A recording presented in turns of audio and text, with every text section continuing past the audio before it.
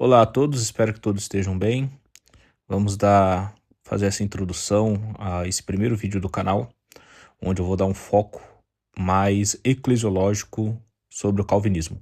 Eu vejo muitos canais fazendo um excelente trabalho em relação a temas como soteriologia, sacramentos, até escatologia, porém eu sinto que há uma certa falta de conteúdo, não uma deficiência, mas uma falta de conteúdo em relação à eclesiologia, ao que é a tradição reformada em si.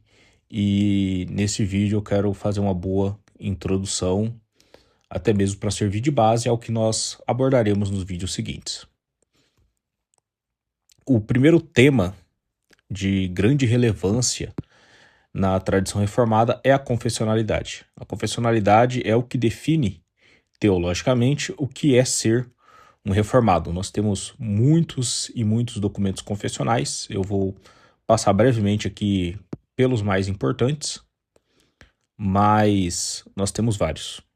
Normalmente se divide a tradição reformada entre continentais e insulares. É uma divisão um pouco artificial, a meu ver, eu vou explorar um pouco mais à frente. Mas quem seriam os reformados continentais? Nós temos o exemplo, a Suíça. Na Suíça, a principal confissão é a Segunda Confissão Helvética.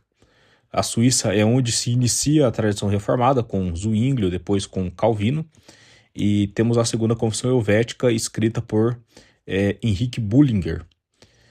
A Segunda Confissão Helvética não é somente na Suíça, ela também se expande entre os reformados da Alemanha, da Hungria, da Polônia, de certa forma ali de toda a Europa Central. Mas nós temos também a confissão gaulesa, ou também confissão francesa, ou de La Rochelle.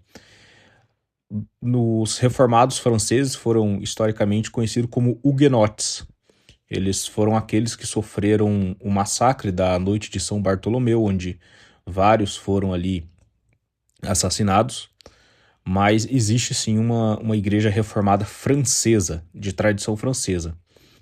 Uma outra divisão também é a Confissão Valdense de 1655. Os valdenses são cristãos que já não faziam parte mais da Igreja Católica Romana há muito tempo, séculos e séculos antes da Reforma Protestante, porém eles aderem à tradição reformada, ao calvinismo, até mesmo pela proximidade geográfica. Então nós temos essa confessionalidade. E, por fim, as mais famosas, né, que são as três formas de unidade, que compõem ali, estabelece ali a tradição holandesa do calvinismo. Então nós temos a Confissão Belga, escrita por Guido de Brès, temos o Catecismo de Heidelberg, escrito por Zacarias Ursinos, e temos os famosos Cânones de Dort, da onde vem a nossa querida Tulipe. Uma questão que eu noto é que normalmente aqui no Brasil se faz essa divisão entre presbiterianos e reformados continentais. Porém, existe uma redução dessa tradição continental a especificamente o que é a tradição holandesa. Então, quando você vai para fontes gringas, né, você vê eles serem chamados de Dutch Reformed, ou reformados holandeses. Mas aqui no Brasil foi apropriado aí, na minha opinião, indevidamente, é chamado ali de reformados continentais. Por que eu acho inapropriado? Porque os reformados continentais não se reduzem aos holandeses. Muito pelo contrário, começa na Suíça, nós temos também os franceses, os italianos, dentre outras tradições. E por fim, do outro lado do Canal da Mancha, né, temos os insulares, que são os reformados das Ilhas Britânicas, que num primeiro momento é muito forte na Escócia. A Igreja da Escócia é, por definição, a Igreja Presbiteriana original.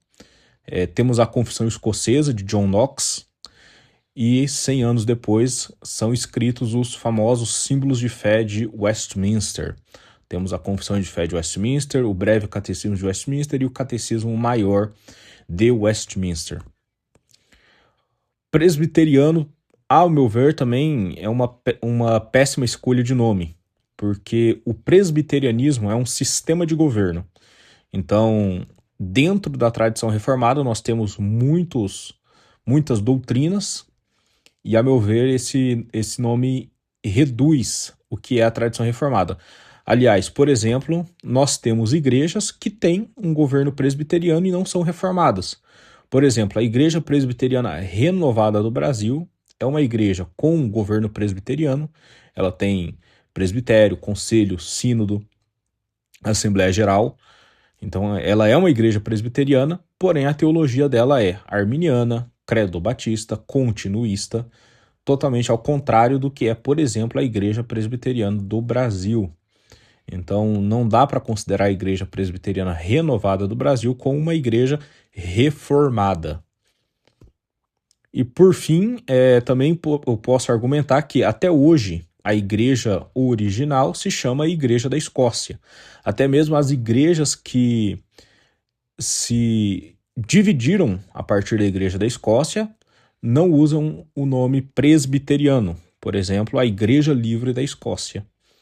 Até hoje, o nome presbiteriano é muito pouco usado nas denominações escocesas. Então, assim, é uma coisa muito de americano. E também isso ajuda até mesmo a espalhar uma falsa dicotomia, né, entre o que é ser presbiteriano e o que é ser reformado. É claro, todo presbiteriano deve ser um reformado, e certamente o presbiterianismo é a forma, por excelência, é a forma de governo das igrejas reformadas, não só as insulares, e talvez por isso, a meu ver, é tão complicado fazer essa dicotomia. Existem diferenças entre uma igreja e outra, existem diferenças dentro de cada uma dessas tradições reformadas, porém eu acho que a coisa não é tão uniforme assim. Aí temos algumas considerações a serem feitas. As confissões, elas que eu mencionei, né, elas são o coração teológico da tradição reformada, mas não são os únicos documentos. Por exemplo, nós temos na Igreja Presbiteriana do Brasil a Constituição da Igreja, o Código de Disciplina e os princípios de liturgia.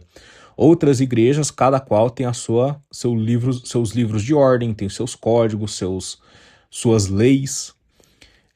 Em Westminster, por exemplo, temos vários documentos que foram escritos além da confissão de fé e dos catecismos.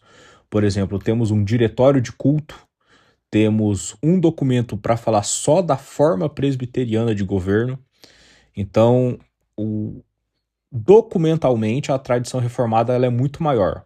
Sem entrar também no mérito dos vários teólogos da teologia sistemática que nós encontramos. Porém, todavia, mais para frente eu vou mencionar, mas já adiantando, a tradição reformada ela preza muito por decisões conciliares e não por opiniões particulares de teólogos.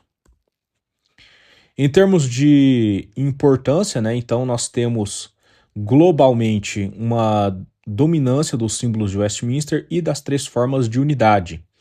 Então, muitas vezes você pode tentar procurar uma igreja no Brasil que siga a segunda confissão helvética, você não vai encontrar.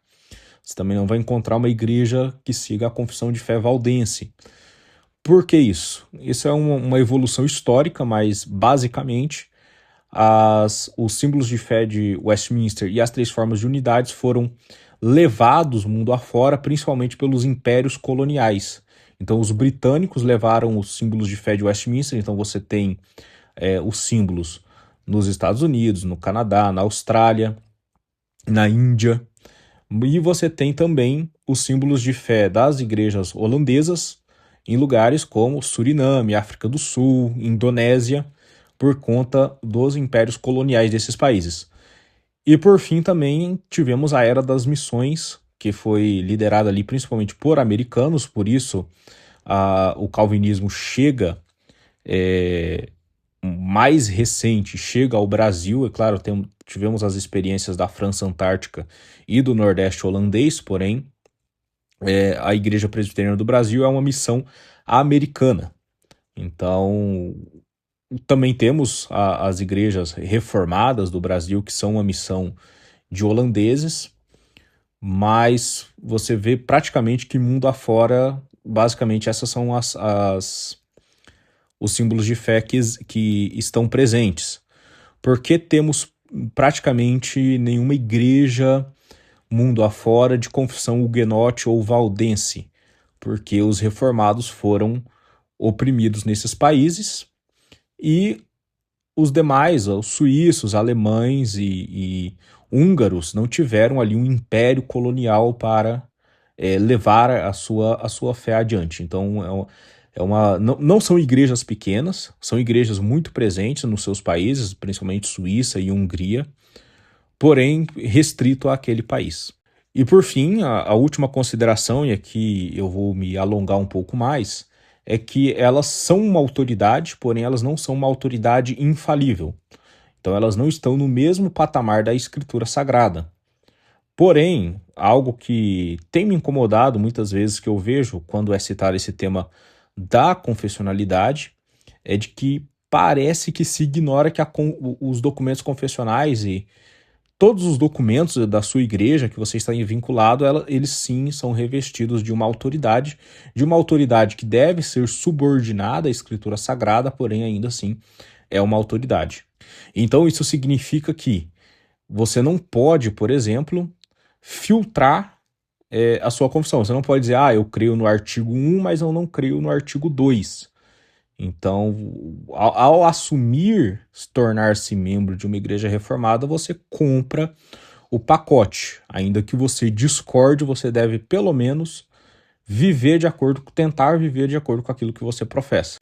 Não sendo infalível, as confissões elas podem ser mudadas. Então, mais adiante eu vou mostrar um estudo de caso hipotético, porém, elas podem sim serem mudadas. O caminho correto não é a anticonfessionalidade ou a rebeldia. O que é a rebeldia? Você se insurgir contra uma autoridade legítima. Mas existem meios legais que cada denominação irá definir. Então, por exemplo, como veremos mais adiante, você pode requerer que seja mudada a confissão de fé da sua igreja. Você precisa ter um bom fundamento para isso, mas você pode. Então vamos a um cenário hipotético. A doutrina do anticristo papal na IPB. E comenta aí se você algum dia ouviu falar sobre essa doutrina no seio da IPB. Então vamos lá. No artigo 1º da Constituição da Igreja Presbiteriana do Brasil, é definido que a Igreja Presbiteriana do Brasil é uma federação de igrejas locais que adota como única regra de fé e prática as escrituras sagradas do Velho e Novo Testamento, e como sistema expositivo de doutrina e prática a sua confissão de fé e os catecismo maior e breve. Então veja só, os símbolos de Westminster, especificamente esses 3 documentos, são a fé da Igreja Presbiteriana do Brasil. Nós recebemos como a correta interpretação das Escrituras. Elas, novamente, não substituem as Escrituras, não estão nem no mesmo patamar que dirá acima, porém, elas expõem fielmente o que a Escritura diz. E como uma forma de reforçar esse entendimento, eu trago aqui parte da resolução 16 do Supremo Conselho de 2022, que nos diz assim: a aceitação da doutrina e prática das Escrituras Sagradas, conforme fiel exposição sistematizada nos símbolos de fé, é elemento essencial à unidade da Igreja, de maneira que a oposição a esses símbolos, ainda que parcial, desabilita o candidato à admissão. Neste documento, o que foi questionado é se a Igreja poderia receber como membro alguém que discordava explicitamente de um ponto da confissão de fé. Então conclui-se, pois, que é dever de todo membro da IPB aceitar a Escritura como se acha interpretada nos símbolos de fé. O candidato que rejeita conscientemente parte dos símbolos de fé adotados pela IPB não deve ser admitido como membro comungante enquanto persistir essa rejeição. Porém, aí você se pergunta, né? Qual é a posição dos símbolos de Westminster e, portanto, a posição da IPB sobre a doutrina do anticristo? você pode consultar essa posição no capítulo 25, parágrafo 6º, que diz bem assim: não há outro cabeça da igreja senão o Senhor Jesus Cristo. Em sentido algum, pode ser o Papa de Roma o cabeça dela. Mas ele é aquele anticristo, aquele homem do pecado e filho da perdição, que se exalta na igreja contra Cristo e contra tudo que se chama Deus.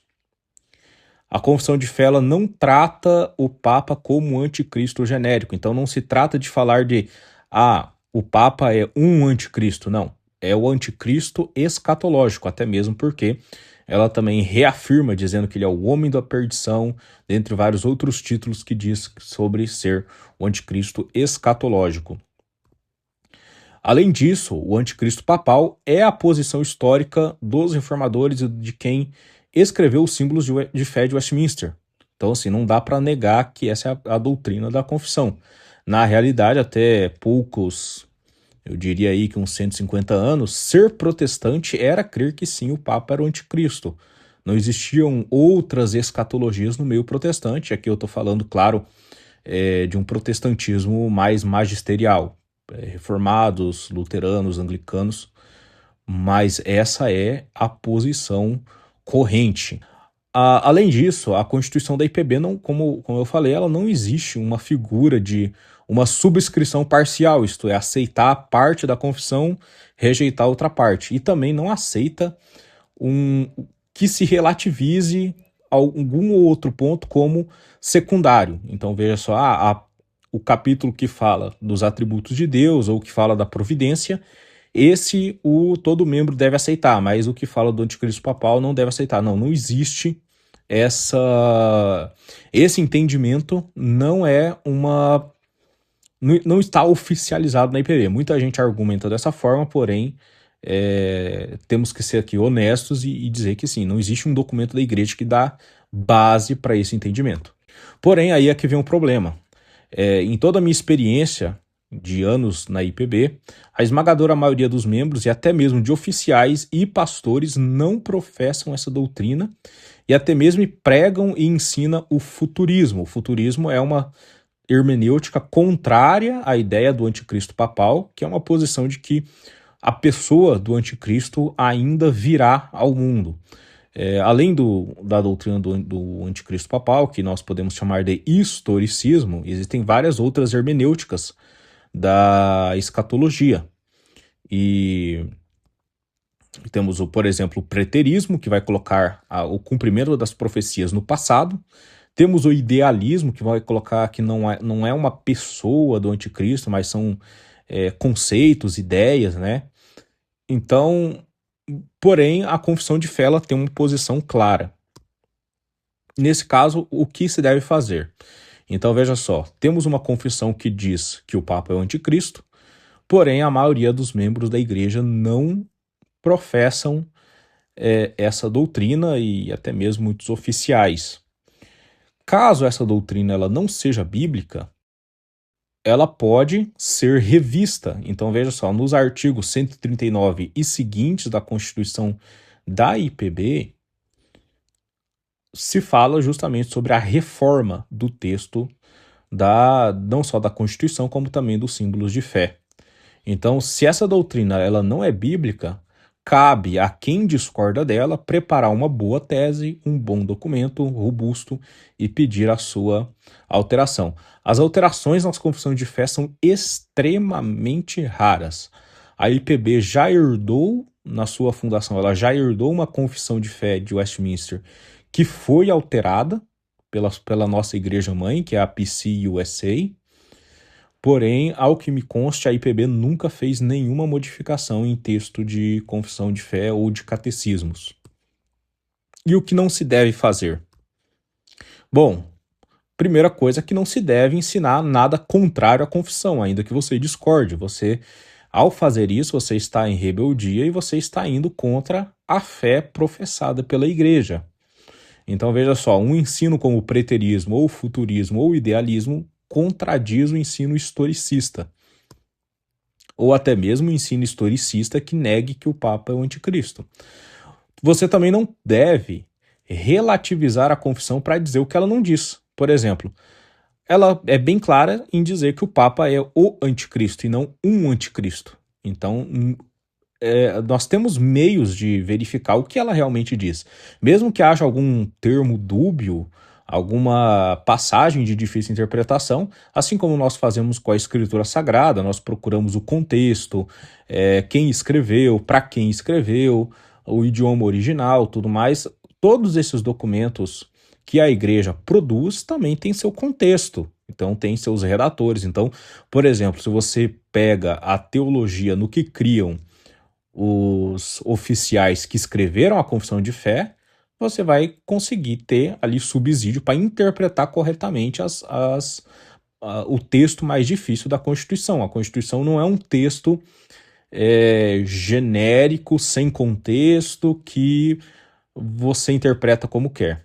Você também não deve relativizar a doutrina como um mero documento de seu tempo. Então, dizer, aqueles irmãos estavam ali no contexto da reforma, então eles sofreram com relação ao Papa e tal, então por isso eles chegaram ao exagero de colocar o Papa como o anticristo. Pelo contrário, existe todo um trabalho exegético, hermenêutico, de debates que levaram, assim, anos para chegar àquela conclusão na qual foi redigida a doutrina do anticristo papal. Então, não é claro que toda pessoa, assim, é filho de seu tempo, mas isso vale também para as demais interpretações. Então, assim, ao fim, é uma faca de dois gumes que corta para todo mundo, e que não é uma boa medida, não é uma boa medida para se validar ou não uma doutrina. E também, na minha opinião, a pior de todas as posições é se colocar como uma autoridade acima da confissão. Como assim? A partir do momento que você abertamente diz, a confissão está errada, sendo um membro ou até mesmo um oficial de uma igreja que tem uma confissão de fé, e isso para um público, principalmente para um público externo, você está colocando ali a fé da igreja sob o seu julgamento. Então, não é que, como eu falei, a confissão não é infalível, porém você tem que ter ali pelo menos um bom gabarito, uma boa bagagem para fazer alguma afirmação desse jeito. É muito fácil, por exemplo, você colocar uma doutrina. Vamos pegar o contrário da doutrina do anticristo papal, né? A doutrina da supremacia papal. É claro que existiram vários teólogos que fizeram ali um trabalho de fundamentar a doutrina da supremacia do bispo de Roma. Porém, eu estou me fundamentando em outros teólogos do mesmo nível e gabarito para dizer o contrário. Não, o Papa é o anticristo. Ou até mesmo se alguém procurar uma doutrina diferente que esteja também muito bem embasada, que isso não seja só meramente a confissão de fé é um documento humano, então eu vou aqui interpretar a escritura e tirar minha própria conclusão.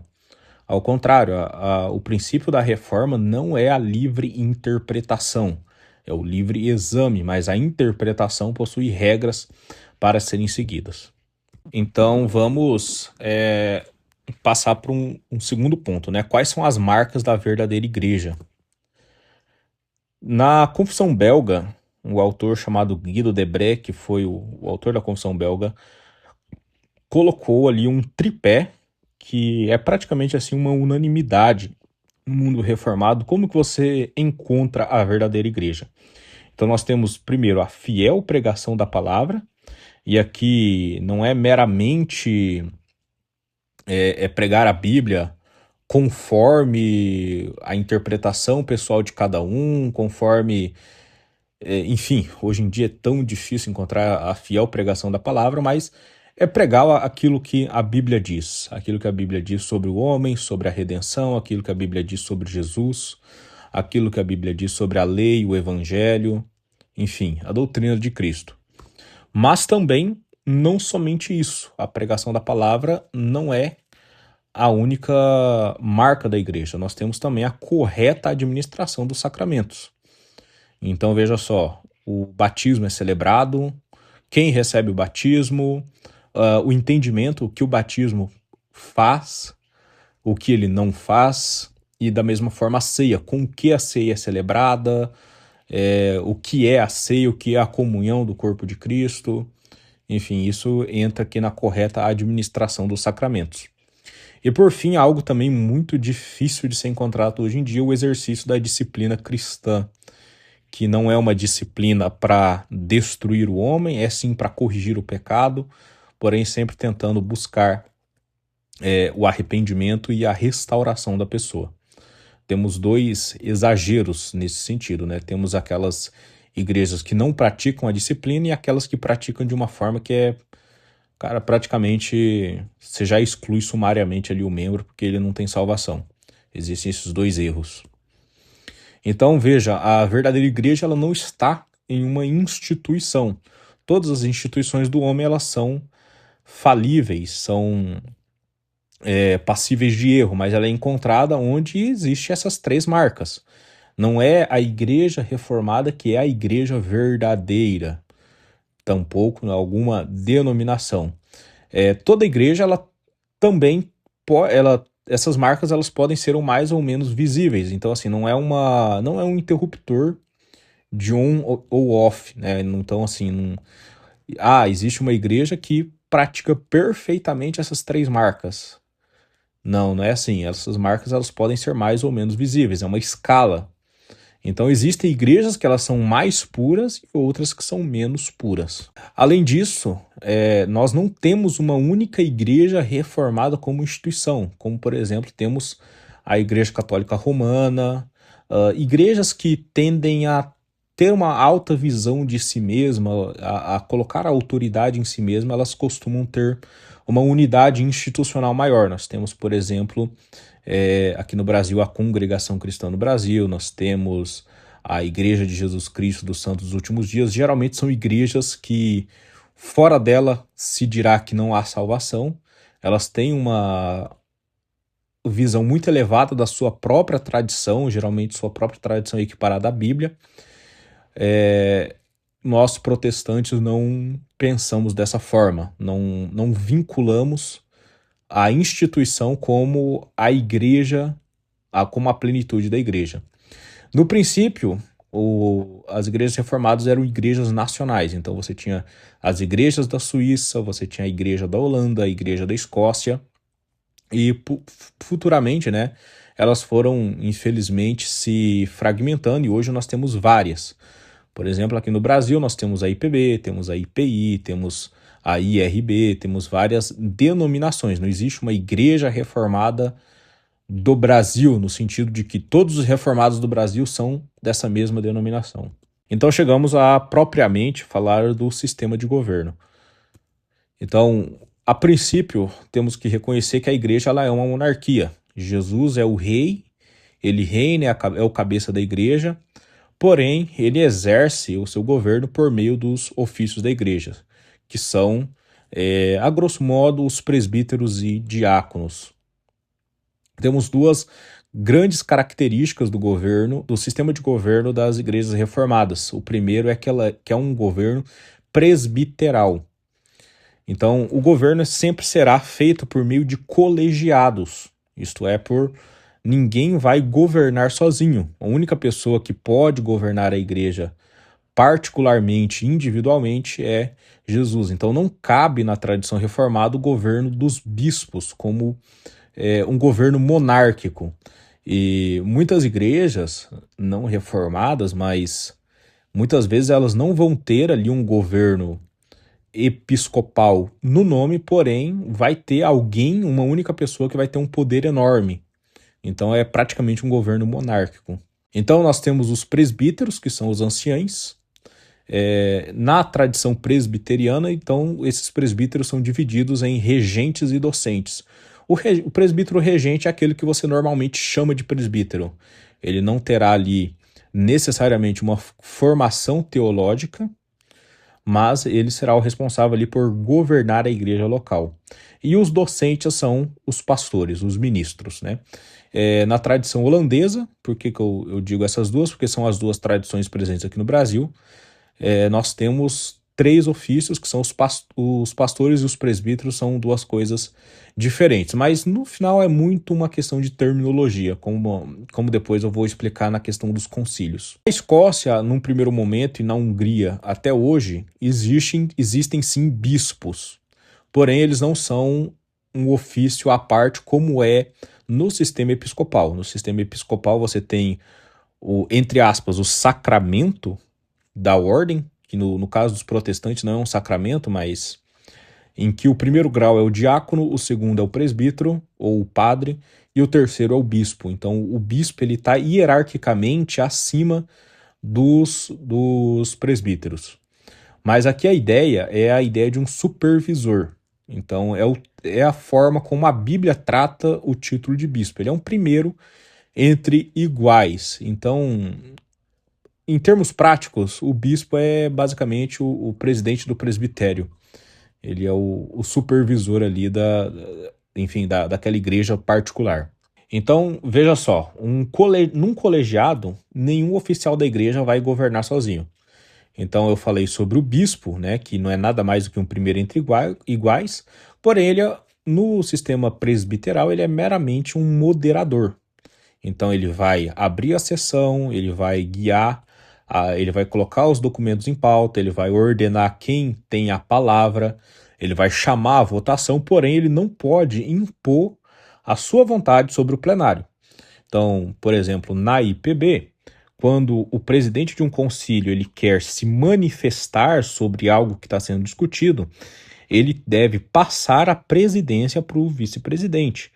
E se o vice-presidente quiser falar também, então assim segue-se, né, aquela ordem. Eu, por exemplo, já estive numa reunião em que o tesoureiro chegou a presidir o assunto em discussão, porque praticamente toda a mesa do presbitério estava interessada ali em debater aquele tema. E claro, né, já pegando um gancho, é um sistema conciliar. Então, veja só, a igreja ela tem sim uma hierarquia, porém essa hierarquia não é de bispos ou de oficiais ou de pessoas, ela é uma hierarquia de concílios. Então temos a unidade mais básica, que é o conselho da sua igreja local, a segunda unidade, que são os presbitérios. Geralmente, os presbitérios eles jurisdicionam os pastores, então nenhum pastor é membro de uma igreja local, mas ele é membro do presbitério. E as igrejas também são membros do presbitério e elas mandam um representante. Ao longo como a tradição reformada ela é muito ampla, existem vários nomes, né, pro que a gente chama de presbitério. Presbitério é como chamamos na tradição presbiteriana escocesa. Mas temos, por exemplo, classe, colóquio, sínodo, circuito ou distrito. E normalmente também existe uma instância superior em toda denominação que costuma se chamar de Assembleia Geral. Então, o uso desses nomes, né, não é padronizado entre igrejas. Então, por exemplo, na IPB, temos os presbitérios se unindo em sínodos. Porém, na IERB, que é a igreja que hoje eu frequento, existe um sínodo, mas não tem presbitério. Então, o sínodo na IERB é praticamente o presbitério da IPB. Além disso, o sínodo da IERB também é a última instância, então ela não tem uma Assembleia Geral. Então, nós temos conselhos e sínodo. Na Igreja Reformada do Brasil, IRB, também há conselhos e há a confederação, que é tanto a segunda instância como também a instância superior. Então, a instância máxima também pode ter nomes variados. O mais comum é Assembleia Geral. Mas, por exemplo, na IPB se chama Supremo Concílio. Então, o mínimo de padrão que existe, né, é que há pelo menos sempre duas instâncias. O conselho, que governa a igreja local, e o presbitério, que governa ali uma igreja particular, uma reunião de várias congregações. E também uma instância máxima, mas geralmente o mínimo é duas. As igrejas muito maiores costumam ter 3 ou 4. Quando eu falo em igreja particular, eu também pretendo expandir futuramente algum vídeo, mas é um tema muito interessante de se entender, porque eu acredito que há uma distinção entre o que é uma igreja particular e uma igreja local, como congregação. Na IPB, que também vai ser o maior tema aqui no canal, temos 4 instâncias: o Conselho da Igreja, o Presbitério, o Sínodo e o Supremo Concílio. Via de regra, concílios são hierarquizados, então uma decisão de um concílio superior ela tem que ser acatada e obedecida pelo concílio inferior. Então, num sistema presbiteral ou conciliar, quando um concílio acima ele determina algo, por exemplo, a igreja local, então aquela igreja deve obedecer. Como que a gente pode ver um contraste? Por exemplo, se uma igreja local, em uma igreja presbiteriana, ela não está cumprindo com as determinações dos concílios superiores, o concílio superior pode, inclusive, destituir o conselho daquela igreja e assumir a administração daquela igreja até que as coisas sejam normalizadas. Quando uma igreja, por exemplo, na igreja batista, uma igreja ela discorda de algo que a convenção batista determina, ela simplesmente pode pedir a desfiliação. Então, assim, existe uma certa autonomia de igreja local no sistema presbiteriano? Existe. Porém, ela é limitada àquilo que o concílio superior decide. Só mesmo no caso, por exemplo, de organizações interdenominacionais que há uma verdadeira ali, autonomia. Então, por exemplo, temos a nível mundial 3 organizações, eu não me recordo o nome da terceira, mas temos a Comunhão Mundial de Igrejas Reformadas, temos a Fraternidade Reformada Mundial, ao qual a IPB faz parte, e há uma terceira também que eu não me recordo. Mas o que essas organizações decidem, elas não têm força de concílio, elas são como uma associação, uma convenção ali das igrejas. Então, não necessariamente uma igreja é obrigada a obedecer uma determinação delas. E ainda temos aqui algumas considerações. Uma diferença, né, que eu verifiquei, como eu já falei, eu sou hoje, eu frequento a IERB, que é de tradição holandesa, mas eu passei muitos anos na igreja, na IPB. Na tradição holandesa, os diáconos integram o conselho da igreja local, enquanto que na tradição presbiteriana não. E uma coisa que eu esqueci de falar anteriormente é que na tradição reformada não existe hierarquia entre os ofícios. Então, o pastor não está acima do presbítero, o pastor não está acima do diácono. Existe uma questão funcional. Então, os diáconos têm funções, os presbíteros têm funções, os pastores têm funções. Então, não existe uma hierarquia, como há, por exemplo, num sistema episcopal. Também existe uma variedade em relação ao número de ofícios. Então, os mais básicos são presbíteros e diáconos. Esses, todas as tradições irão concordar. Porém, existem algumas questões. Então, por exemplo, no presbiterianismo, os presbíteros têm 2 ordens diferentes, 2 ordens ou classes diferentes. Então, temos os presbíteros regentes, que você vai chamar de presbítero, e os docentes, que são os pastores. Então, o presbítero regente ele é responsável pelo governo da igreja e o docente é responsável pelo ensino, embora eles governem também. Na tradição holandesa, então, é mais clara, porque ela faz 3 ofícios. Tem o pastor, presbítero e diácono. A definição ali, o diácono é o que mais vai ser bem definido, né? A relação entre pastores e presbíteros é um pouco mais complexa. Tanto que na tradição suíça, chegamos até a ter 4 ofícios, porque temos o pastor, que irá cuidar do pastoreio de uma congregação, o doutor, que irá cuidar do ensino teológico, o presbítero, que governa, e o diácono, que exerce o ministério da misericórdia, né?